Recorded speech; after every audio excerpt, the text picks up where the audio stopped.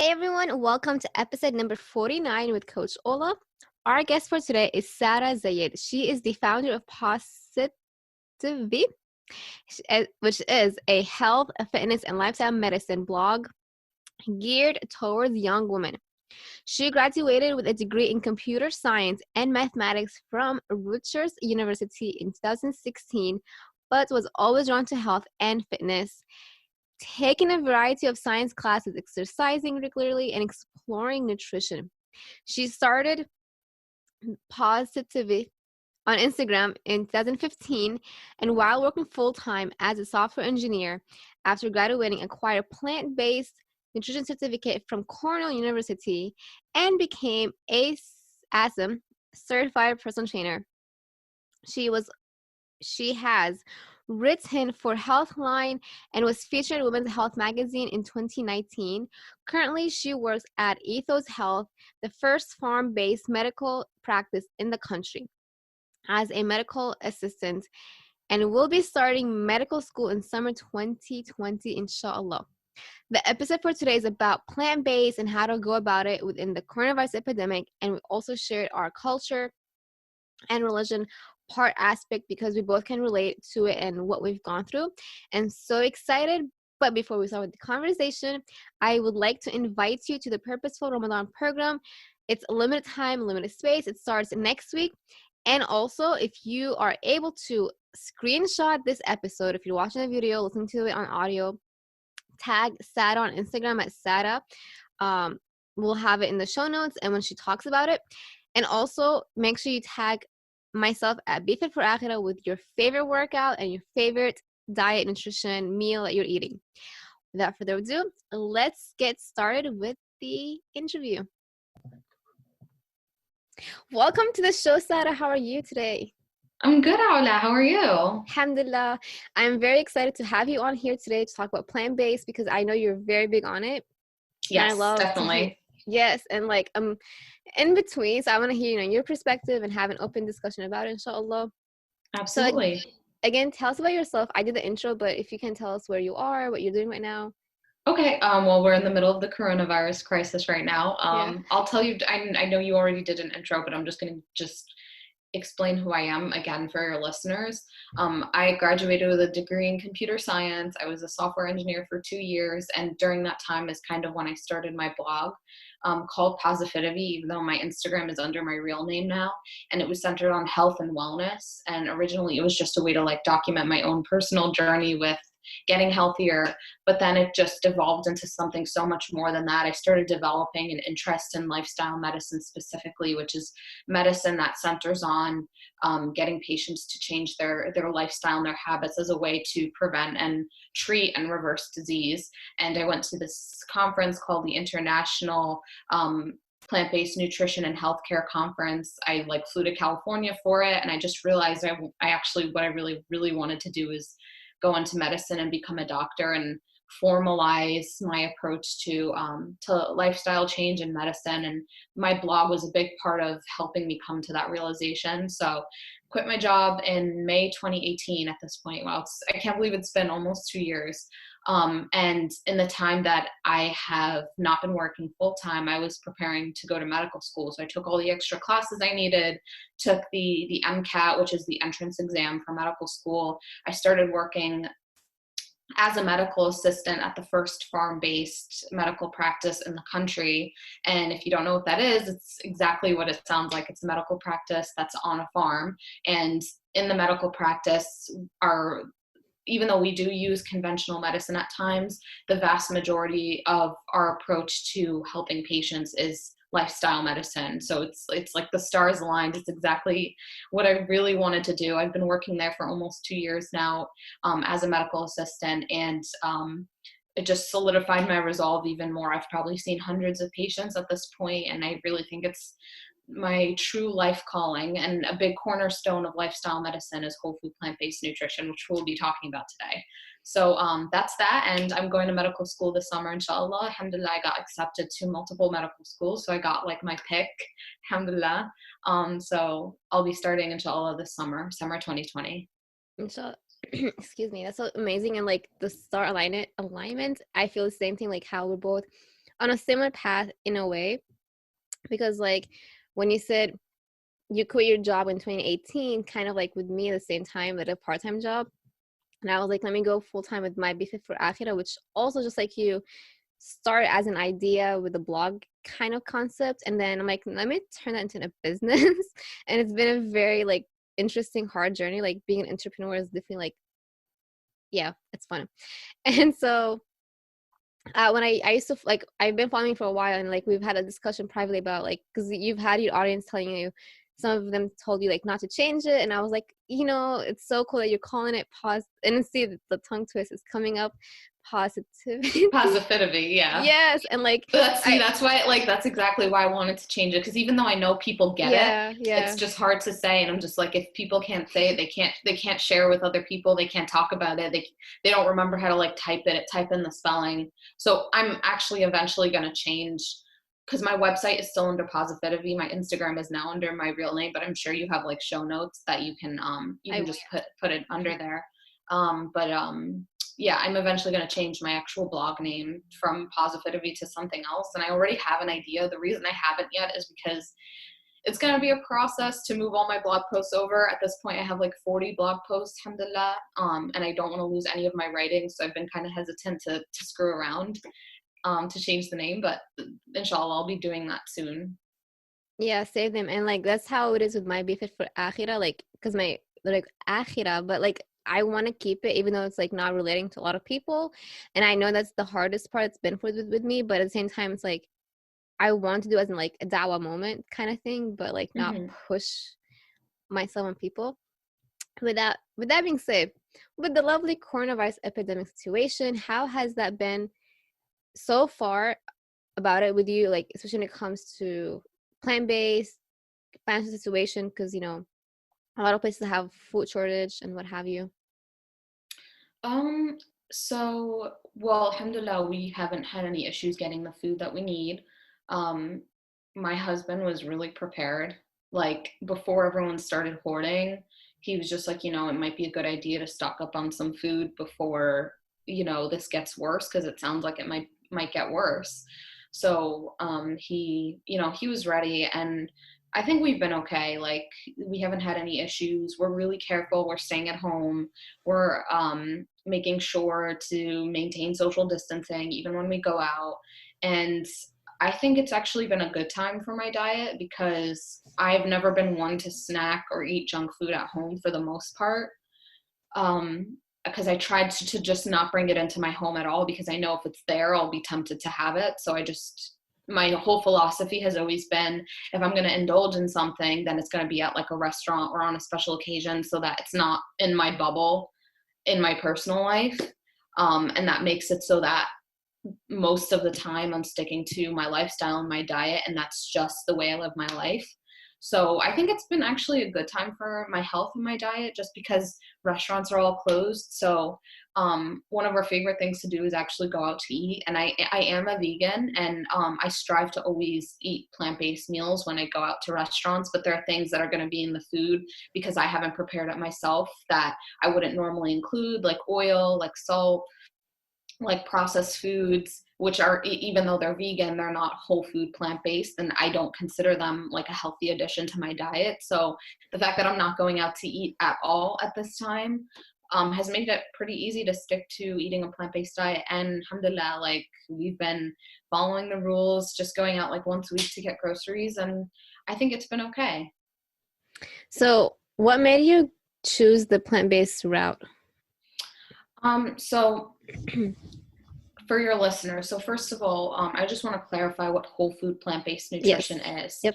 So, whole food plant-based nutrition is a diet that centers on whole plant foods, fruits, vegetables, whole grains, legumes, which are beans and lentils, nuts and seeds, and avoids animal products, processed foods, oils, alcohol.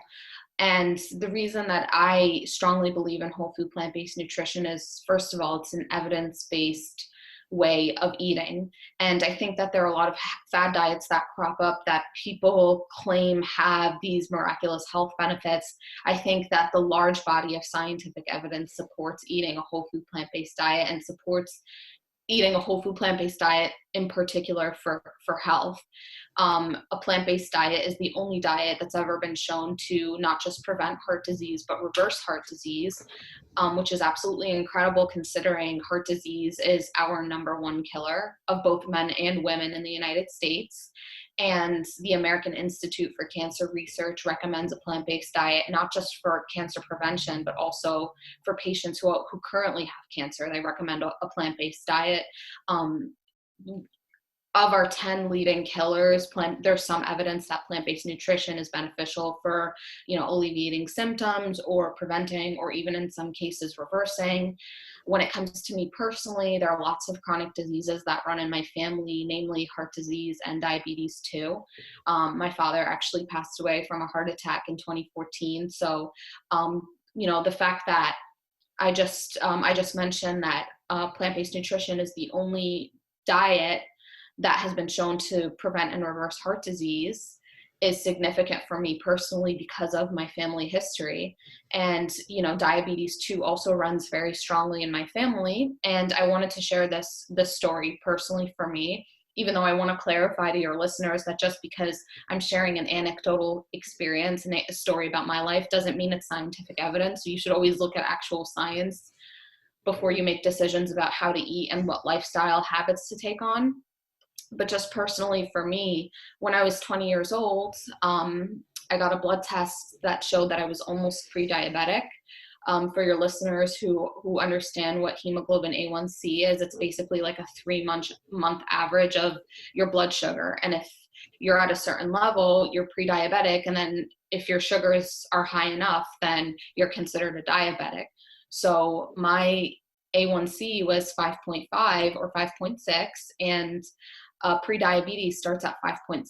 And I remember at the time seeing this number and feeling a little bit concerned, but trying not to freak myself out because, my doctor didn't really say anything to me about it. But the reason she got the test in the first place, it's not usually a standard part of like a young, healthy 20-year-old's blood test, is because she knew I had this family history. And in the 5 years since, I haven't changed where I live. I still live in the same county. I still exercise very much. Back then, I was exercising vigorously too. I was already running my half marathons, and, I was super active, and I was never overweight.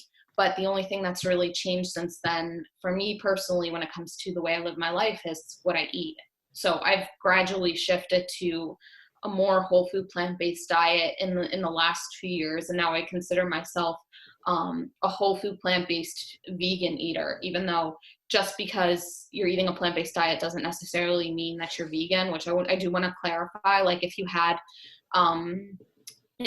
meat like once a year or whatever, you would still be, and you had like whole plants the rest of the time, you would still be considered a whole food plant-based eater. So I just wanted to clarify that. But back to the story, I gradually became more of a whole food plant-based eater. And I really, in the past couple of years is when I really kicked it up into gear, and I worked really hard to clean up my diet. And, I got a blood test this past summer showing that my A1C is now 4.9 as compared to 5.5 or 5.6. So I'm not even close to being a pre-diabetic anymore. And that was such a profound moment for me, because even though I have been a medical assistant for almost 2 years and I've actually seen patients reverse, full-fledged diabetes too, I was still nervous to get my blood test, because I was like, oh, what if like I'm the person it doesn't matter for? Like, what if nothing's actually changed for me? So it was really emotional for me to see that, to know that just because I have this genetic predisposition, and we know that's the case because, I was so close to pre-diabetes at age 20.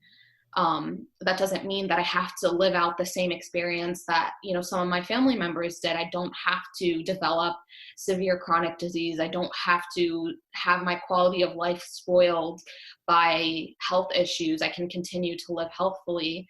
And, again, based on the scientific evidence, that's the primary reason that is the reason that I believe a whole food plant-based nutrition is the optimal diet and the closest thing to a panacea we have. But for me personally, in my own life, I've seen how powerful it can be, not just for me, but for my patients and for my loved ones. So that's kind of the gist of what plant-based nutrition is, and hopefully that clarifies.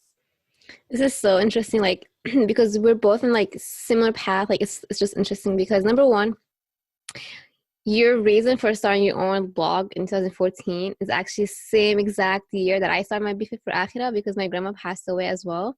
And that was like my own wake up call on a spiritual level. And then you are like a wake up call on a health level. But also with me, I also was pre-diabetic.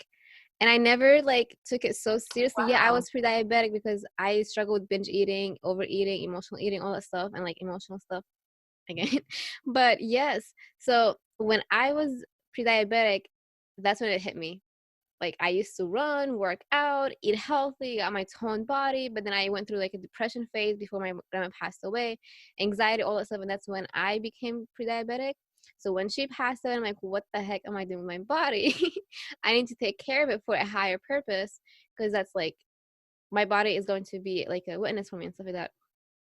So Yeah, I totally agree with you. yeah, I feel like you have like a lot your audience is you know, you have a lot of Muslims in your audience, and I feel like um in at least in my community, maybe it's different in other communities, but I feel like in many Muslim communities, health and fitness are treated as like this extra thing that you tack onto your life.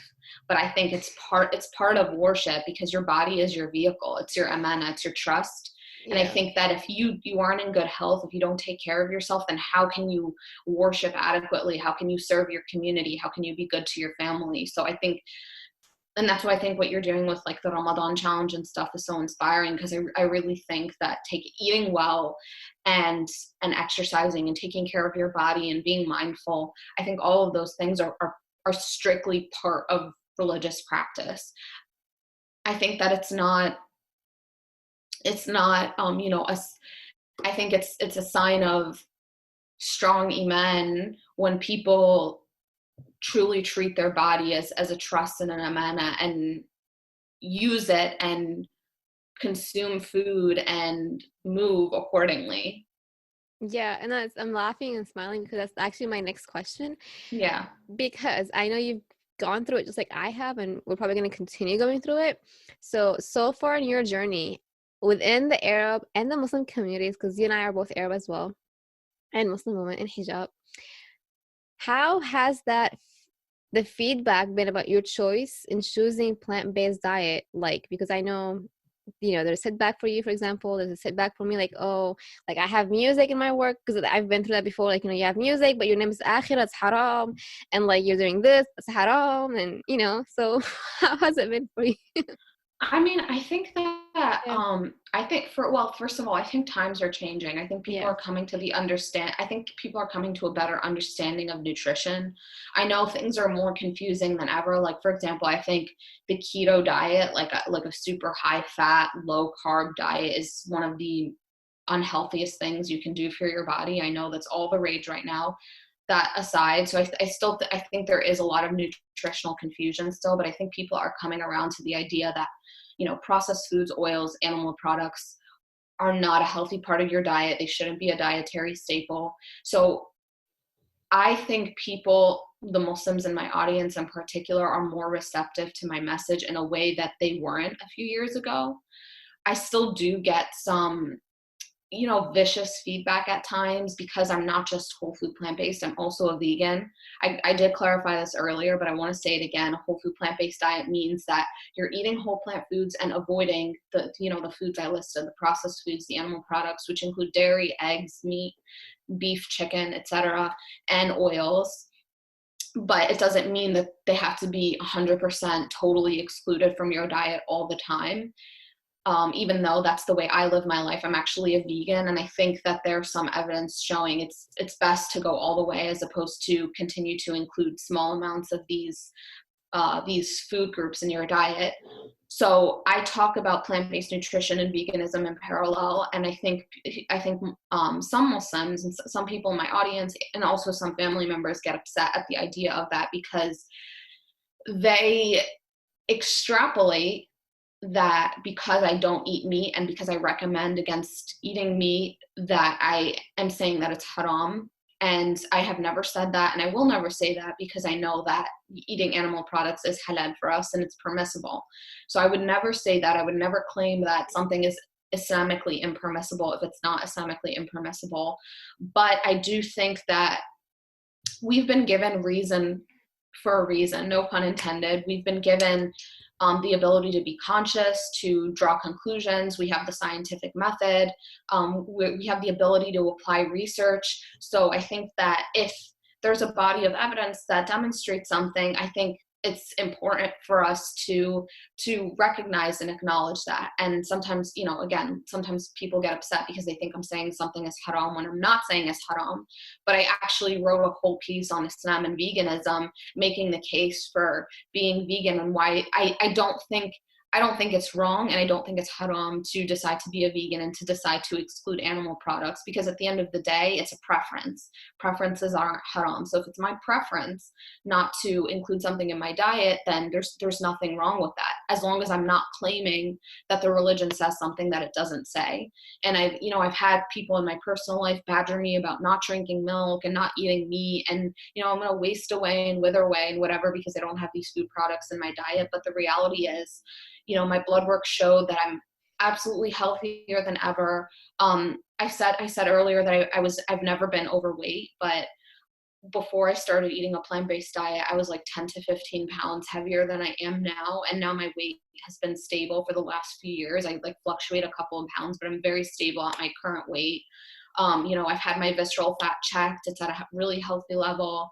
I sleep well. I have a lot of energy. I can't overstate how profoundly my life has been affected by the way I eat. So on a personal level, I used to get really upset when family members would be like, you should eat this and you should eat that. But that I've realized that, nobody can shove something down my throat. Like literally no one can shove food down my throat. So I accept that people are at the place they're at when it comes to their own lives. And I accept that, these family members mean well and they really think that something is good for me and that I should include it. And as long as I am patient with that and I make my case for the way I eat, I don't have to get riled up over it. When it comes to people on Instagram or responding to my blogs, that's why I write long form pieces.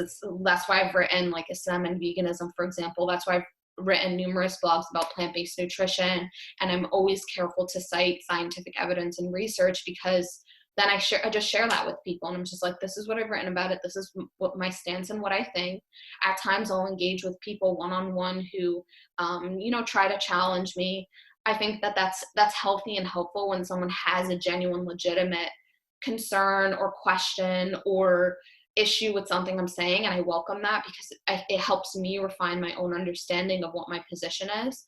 But sometimes people just get really upset, and I've had people say, oh, you're trying to say this is haram and that's haram, and I was like, I've never said that.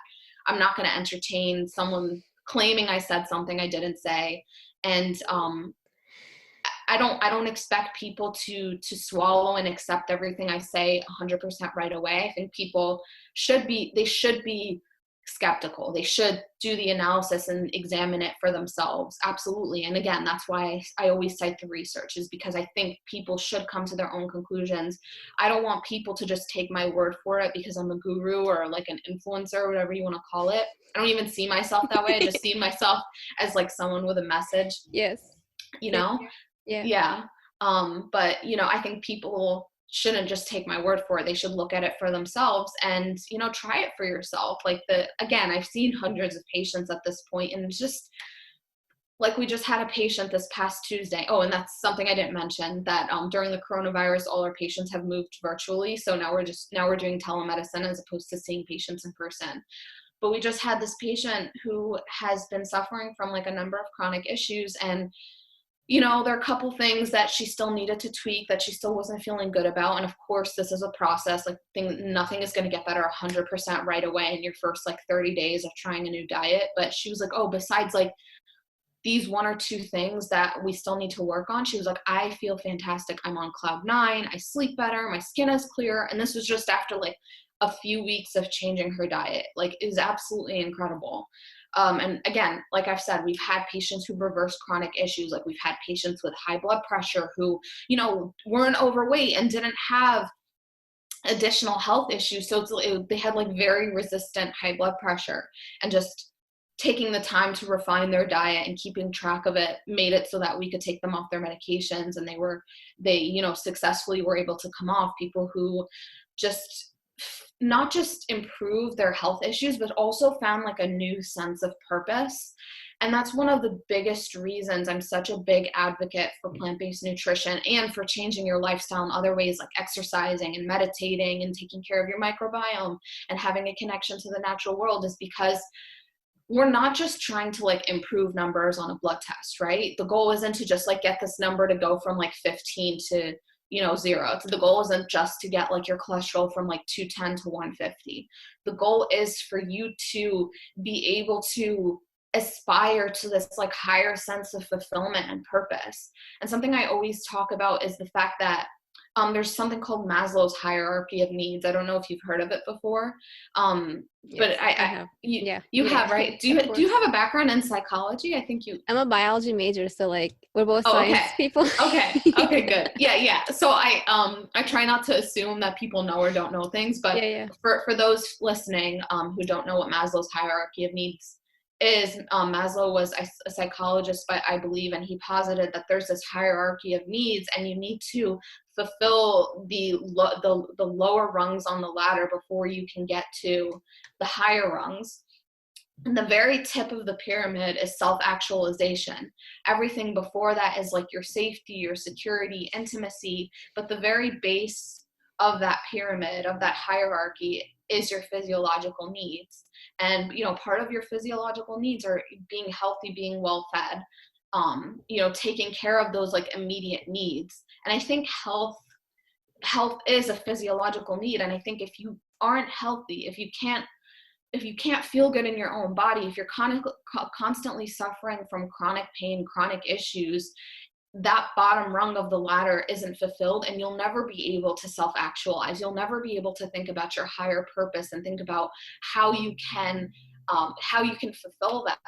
And so that's really, really the strong reason at the forefront of why I believe so much in lifestyle medicine, is because I think by applying these lifestyle changes, you can satisfy those physiological needs and free yourself up to be able to self-actualize. So I really feel like I have this higher purpose and mission. And, you know, to go back to your question, I used to get so frustrated when people would challenge me or whatever, but now I'm just like, it's fine. Like, you are at a certain place of readiness. You're at a certain place in your journey. It's okay for you to be at that place, but this is the place I'm at, and this is the information and the guidance that I'm sharing, and you're welcome to take it or leave it. And that's the way I see it. Like, I'm going to put my message out into the world, and people who are ready to accept it or who are open to hearing it will hear it and maybe apply it, even if we're lucky. And people who don't, that is okay, you know? So I know that was like a very, very long-winded answer to your question. No, But I appreciate that you didn't cut me off at all, because I could really go on forever.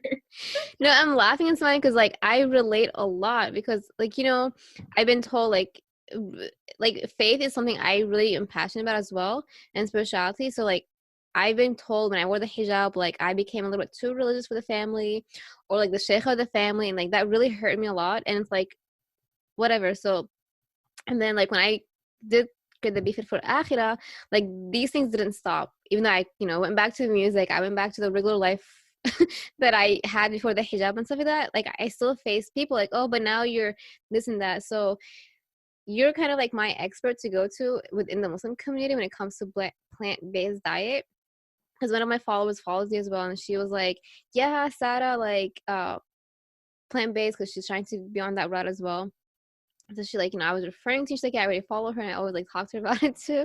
So there's that, number one. Number two, like you said, people are not going to always appreciate our message, and that doesn't matter. Like we need to stay true to ourselves. And then like, since I'm advocate of a mental health, anxiety, and depression, plant-based is actually really good for you. However, I want to like bring up the what the health documentary. I know it's a very like controversial what happened. It is controversial. Yeah. Yeah. So when I watched it, I actually tried out the plant-based for like 2 weeks because according to them, if you do it for 2 weeks, you're gonna like have a life. And I'm like, this is not my life. I can't. I love chicken. I love meat. Like no way. So I appreciate people who are like really strong at it. But like you mentioned, you can still eat meat and chicken, but not as much. Am I doing things correctly? I've had Well, like I would say that, okay, I think, your so I think opinions. first of all, Your opinions. this is, so I think that ultimately the goal should be to eat as little of it as Yeah, possible, because I don't think of it as a health food. I think people are at different stages. Some people can go cold turkey and just, and I actually think for a lot of things that's the most effective thing, because I think if you're addicted to certain foods, you know, if you're addicted to cigarettes or alcohol, you don't just like slowly drink less alcohol. You have to go cold turkey to be able to really get over it and to move forward. So I do see some addictive foods in the same way, but I also appreciate that sometimes people have to take their time and they have to make changes gradually. And of course I've done that too. Like I wouldn't say, you know, overnight one day I was like this magical whole food plant-based eater, and that's not the case. Like I was so addicted to sugar. Like it was so difficult for me to get over eating dessert all the time. Like even when I would go to like luncheons or conferences or whatever, and there was like a tray of cookies and brownie, like that's like what I was thinking about. I was like obsessed with it. So I really do think some of these things are addictions and should be treated as such. But with regard to what you were saying, I would say that if you're someone who's trying to change your diet gradually, I would say number one, try to make animal products, try to make that list of red light foods, those no-go foods like processed foods, animal products, etc. Try to make them just like 10% of your calories. So I don't advocate for counting calories unless you have a specific reason to do so. same here. Yeah. Yeah.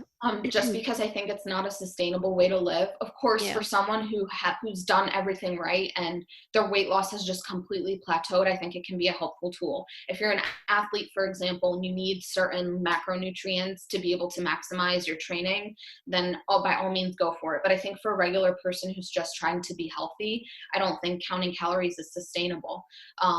So I feel like I'm going off on like 5 different No, tangents this to your is question. perfect. Yeah. It's all contextual information that's important. But that's another reason I believe so strongly in plant-based nutrition, is because whole plant foods are what your body evolved to eat, and so you'll naturally feel satisfied and feel full eating the right number of calories without having to count. So I would say number one, if you're still including those red light foods in your diet, I would say keep them to 10% of your calories. So that can be a helpful exercise to do once, is to keep track of your calories, to keep track of the components, the foods that you eat, and just make sure to allocate just 10% to those foods. That's one. Number two, I think people often treat animal products as the center of attention, the main course, the main meal. Instead of treating the salmon or the chicken as the main course and the main meal, treat it like a condiment. Like treat it like when you're eating, you know, I don't eat hot dogs at all, whatever. That's just an example. But when you're eating a hot dog, you're not eating it for the ketchup on top. You're eating it for like the hot dog. So instead of treating, you know, the animal product or the meat or whatever as the main course, instead of treating it like the hot dog, treat it like the ketchup. Treat it like a condiment, just something that maybe you sprinkle on a little bit of for just flavor and for taste, texture, whatever. Don't treat it like the main thing. Really focus your energies on centering your meals on whole plant foods. And the last thing I want to say about that is that I think that, and I've said this before, and I think it's a little bit of a controversial stance in like the nutrition and fitness space, because I think there's this really prevalent message about moderation and balance. And even though I think balance is important in a lot of areas of life, I don't think diet is one of them, because I think people will often try to, for example, schedule like a cheat day on a Friday or a Saturday, or a cheat meal. And I think that actually makes it harder to change your diet, not I agree. easier. Yeah. Yeah, because it's like you're spending the whole week eating well, but you're just like fantasizing about that cheat meal on Friday. Yes. And it makes it so that the healthy diet feels like a prison. It feels like something that you're forcing yourself to do, and that the cheat meal is liberating and it's pleasurable and it's enjoyable. And I And you live think that, once. Just enjoy the moment. yeah, yeah, It's like, no, you yeah, live twice. yeah, yeah, exactly. Like, life is short, but rest assured, life is just long enough to punish you. um, but I think people, I think that cheat meal or whatever makes it harder, because I think the goal shouldn't be to like force yourself and to like muscle through eating a healthy diet. I think the goal should be to allow your body and your taste buds and your mind to evolve such that eating healthfully feels enjoyable, feels pleasurable, and you don't need those extra foods. You know what I'm saying? So that's why for me, I spoke a little bit about how like my sweet tooth is my Achilles heel. Like, I love dessert, and I think that now I've gotten to a place where I really just don't need it at all most of the time. On a special occasion, maybe I'll have like a vegan cake or something, but in my personal life on a daily basis, I'll eat dates, or I'll eat fruit, or like I'll make a dessert but with whole foods only, like with whole dates in it, for example, to satisfy that sweet tooth. And I got to this place not because I like allowed myself to have cookies every Friday.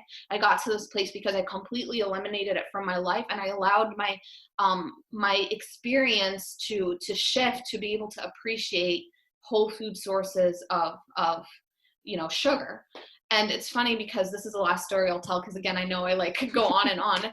But I was visiting my mom, and she was eating like oatmeal with some walnuts, and I always eat my oatmeal with just like raisins, blueberries, and some flax seeds. I don't add any sweetener to it, no maple syrup, no honey, no sugar, none of that. And so I was visiting my mom, and she was having oatmeal, and it looked plain to me. It looked like it was just plain oatmeal with some walnuts on top. And she was like, "Oh, like have a bite." So I took a bite of it, and then I realized she put honey in it. She put a sweetener in it, and it tasted so good. And I was like, and it's like the pleasure centers in your brain light up. You're like this. It's like this like animalistic, reward.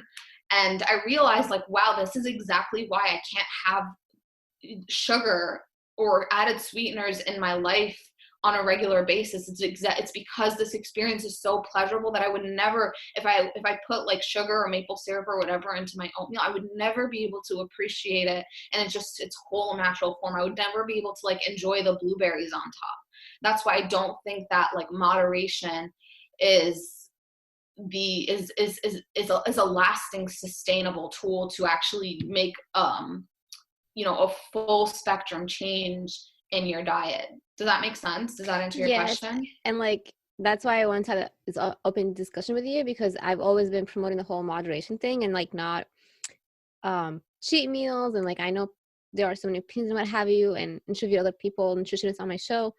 But you brought a really good point about the moderation, like how it can actually be not sustainable. And so for me at this point, I'm just like, I just want to survive. I'm just going to eat whatever I can, especially now that we are with the coronavirus epidemic. It's actually very hard now to like find food. And that's why I asked that question, like, how can people actually continue this lifestyle with whatever it's being available? Because I had someone told me, like in England, for example, they walked into the store and it was completely empty. They only found crackers. And I'm like, wow, and Ramadan is coming up, and she was Muslim too. So like with fasting, and that's another topic. But now that we are with the coronavirus epidemic, how can we come together and support each other so we can stay healthy, whether we choose the plant-based maybe or not? Like your final tips, perhaps. Well, I think right now, because we're completely isolated, I think really the key to being healthy right at this moment, because there are a lot of different components to health. Like I've talked extensively in this interview about plant-based nutrition, but I also think social connection and emotional health are really, really big, important components of health. Like I think even if you eat a healthy diet, but you feel like crap all the time because you're stressed out about your relationships, or maybe you're in an abusive marriage, or you have like an emotionally manipulative family member or friend, that will take a severe toll on your health. And I've seen this with patients, like patients who are just like doing everything right when it comes to diet and exercise, but they still haven't been able to get over some of their health issues. And a lot of it has to do with like the emotional stressors in their lives. So I think the fact that we're isolating right now can make it hard to get through this period. And I think just trying to find ways to connect with people, make connection, I think is absolutely key during this time. I think that it's good to have a schedule. It's good to have a routine and a purpose. Start a new project at this time. I've heard people say like, oh, it's okay if like you don't feel normal. It's okay if you're struggling with this and you need some time to recuperate. And I agree. Like if you have negative feelings right now about what's going on, this is totally unprecedented. It's like a once in a lifetime pandemic. I think that absolutely give yourself the space and time to process that. But I think ultimately it's better for health if you have a sense of purpose and if you have a routine. Like trying to stick to that normalcy in day-to-day life, I think is so critical to just keeping ourselves mentally and emotionally healthy, instead of like spiraling down into anxiety and depression, which is, something I've experienced in the last few weeks. Like I felt more anxious than usual. I'm usually not an anxious person, but I've even found like a few nights like I struggled to sleep because I was feeling so anxious. And I just think that sticking to normalcy as much as possible and continuing to find things to be interested in, continuing to connect with people like what we're doing now, like chatting via Zoom. I think all of those things, can contribute to maintaining good health at this time. I think that the good thing about eating a plant-based diet is, even though I know a lot of things aren't available right now, like for example, chickpeas are my go-to, and for like a while I couldn't find any in stores because people were hoarding beans. But I think there's a lot you can still find. I think finding dried food, cooking things in bulk and leaving it in the freezer, maybe purchasing some prepared foods, like getting some trays of foods from local restaurants to support local businesses. There's this company that I like to buy prepared foods from called Mama Says. They're 100% whole food plant-based meals. That's MAMASEZZ. That's Mama Says. I'm not sponsored by them. I just love their products. Purchasing prepared food, supporting local businesses. Maybe you can just like order a tray of rice or a tray of like lentil soup or something like that, and freeze it and make sure you have large quantities of that. And I think ultimately, let's try not to judge each other for how every person is handling it. I think we should just try to check up on each other and make sure everyone's okay, and continue to connect. Let's not like isolate ourselves further by feeling disconnected from everyone. It's a hard time, but I'm hoping that in a few months we can start returning to normalcy. Yeah, I'm trying to stay optimistic and realistic at the same time. Is mental health is actually a very big one. So emotional health, and that's why I have an interview also on how to like keep up. It's coming up next week. But like what she said, dry food, freeze, and we're both like, going to be into Ramadan coming up both for both of us. So that's going to be a very challenge for a lot of Muslims these days now. So freeze up smart, and like schedule. And yeah, it's a very good summary. So social connection, emotional health, take care of it, manage your anxieties, dry food. If you can, freeze up, like what she said, soups and what have you. Is there anything that I should have asked you, but I didn't? Or any final remarks? Honestly, I think that like you let me talk as much as I wanted, which I appreciate. You're my guest. Yeah, like I think even if you didn't specifically ask the question, you let me touch on whatever I wanted to touch on. I really appreciate that. So I think we're good. Yeah. Thank you. So everyone, make sure you tag both of us on social media. She's under Sara J Zayed, SaraJZayed. Jay isn't actually my middle name, but it's like my husband's last name, so I used it. And then I'm under Beef It for Akhira. So this will be on podcast version and a video version on YouTube. So thank you so much. Well, actually, guys, if you're watching, here's the thing. Action takers in the house, make sure to snapshot a picture of what you're going to eat and tag both of us. How's that sound, Sara? Oh, that sounds awesome. Yeah. I want to see you guys what you're eating and your workout. So let us know what your workout is. Fitness. Fill your plate with plants. I want to see plants. And I want to see you like lifting things up. Stay hydrated. Well, thank you, Sara.